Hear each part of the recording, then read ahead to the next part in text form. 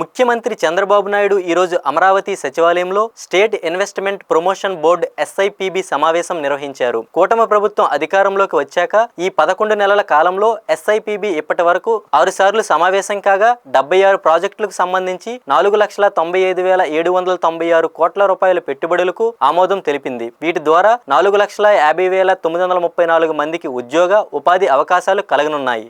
ఈ రోజు సచివాలయంలో సీఎం అధ్యక్షతన జరిగిన 6వ SIPB సమావేశంలో 19 ప్రాజెక్టులకు ఆమోదం లభించింది. అలాగే వీటికి సంబంధించి 33,000 కోట్ల రూపాయలకు పైగా పెట్టుబడులకు కూడా ఆమోదం తెలిపారు. ఎనర్జీ, టూరిజం, IT, ఎలక్ట్రానిక్స్ రంగాల్లో ఈ పెట్టుబడుల ద్వారా దాదాపు 35,000 మందికి ఉద్యోగ ఉపాధి అవకాశాలు లభించనున్నాయి. రాష్ట్రంలో పెట్టుబడుల కోసం ముందుకు వచ్చి ఒప్పందాలు చేసుకున్న సంస్థల శంకుస్థాపన నుంచి ప్రారంభోత్సవం వరకు నిరంతర పర్యవేక్షణ జరపాలని సీఎం ఈ సందర్భంగా అధికారులకు సూచించారు. ఆయా సంస్థల పెట్టుబడులు, క్షేత్రస్థాయి పనులు స్థితిగతులను తెలుసుకునేందుకు డాష్బోర్డ్ ఏర్పాటు చేయాలన్నారు. SIPB సమావేశాల్లో కొత్త పెట్టుబడులకు ఆమోదం తెలపడంతో పాటు ఇప్పటికే ఆమోదం తెలిపి ఒప్పందాలు చేసుకున్న ప్రాజెక్టులకు సంబంధించి ప్రోగ్రెస్ వివరించాలని ముఖ్యమంత్రి అధికారులను ఆదేశించారు.